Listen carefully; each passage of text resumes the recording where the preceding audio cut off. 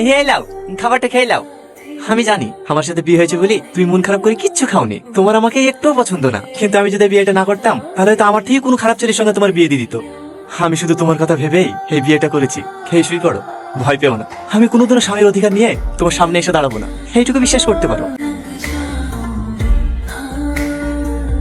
হ্যাঁ, তোমাদের আসতে কোনো অসুবিধা হয়নি তো বাপ? না না মা, কোনো অসুবিধা হয়নি। আর আস্তে আস্তে এই ফেলবা নাকি? ঠিক আছে ভাই। এই ভাই কাকে বলছি? সাহেব বলবি। ঠিক আছে সাহেব। হ্যাঁ, বিয়ের পরে প্রথম শ্বশুর বাড়ি আসলা। হ্যাঁ, যতই কাজ থাক এক সপ্তাহ নিচে কিন্তু বাড়ি যেতে দেবো না বাপ। না না মা, অতদিন থাকতে পারবো না। সামনে মঙ্গলবারে চলে যেতে হবে। একটা নতুন রাস্তায় টেন্ডার আছে, আমি না গেলে আবার পাস হবে না।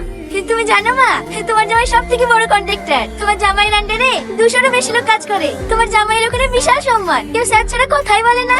আর আমাদের অশিক্ষিত গুলো আছে, কাকে কি বলি সম্মান দেয় সেটাই জানেন। তুমি একটু আরাম করো, আজকের ও বাড়িতে কাজে যেতে হবে না। না না, ভাই এসে ভালো মন্দ খাবার করতে হবে, না গেলে হয়।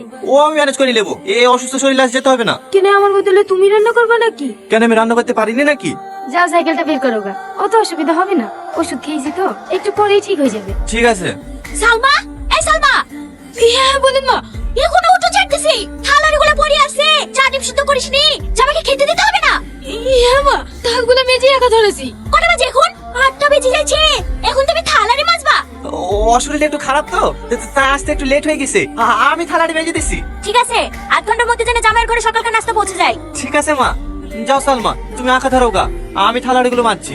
না না, তোমাকে মাজতে হবে না, আমি মাজছি।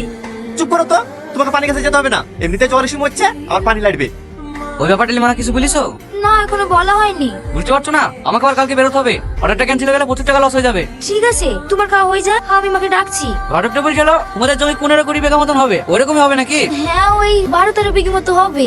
এই সালমা, হ্যাঁ বল। প্লেটগুলো নিয়ে যা। মিষ্টিগুলা? মিষ্টি তোর ভাই খায় না, ফেলি দেখা। আর শোন, যার সময় মাকে ডেকে দিয়ে যাস। ঠিক আছে। কিছু বলছি মা? হ্যাঁ, এইখানে বসো। তোমার জামাই একটা হাই রেটের টেন্ডার ধরেছে। সিকিউরিটি মানি সব 1 কোটি টাকা জমা করতে হবে। কাজটা তুলতে পারলে 4-5 কোটি টাকা লাভ হবে। 50 লাখ টাকা মতো শর্ট পড়ছে, তুমি একটু ম্যানেজ করে দাও না মা। এত টাকা আমি কোথায় পাবো?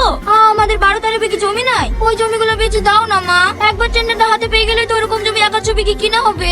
ঠিক আছে, তুমি কোনো চিন্তা করো না জামাই, আমি খরিদ্দার দেখছি। আরে আরে কি করছো? মিষ্টিটা খেলে না?